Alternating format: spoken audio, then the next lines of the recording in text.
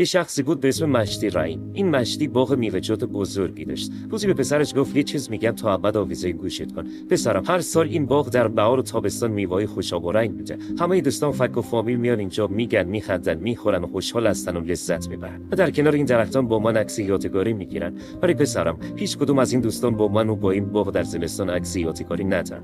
و من در پاییز و زمستان تنها با این درختان بی‌برگ و بظاهر خشکیده هستم. و هیچ کس هم جز من به این باغ سر نمیزنه یا رسیدگی نمیکنه. تنها کسی که این باغ رو در زمستان دوست داره منم. میخوام بهت بگم اکثر رفیقا در آینده رهگذرن و تو رو به خاطر خودت فقط نمیخوان. به این نگاه میکنن چقدر میصرفی و چقدر به خاطر دشتات میتونن باهات خوش باشن. در نهایت من و مادرت برات میمونیم. ما هیچ وقت تو رو در روزهای بهاری و زمستانی زندگی تنها نمیذاریم. پسرم، یادت باشه دوستان و اقوامی که مثل عکس یادگاری فقط در بهار و تابستان کنارت هستن برای تکیه کردن مناسب نیستن. قدر پدر و مادرتون رو بدون رو برای تضمین سلامتشون بنویسین. خدایا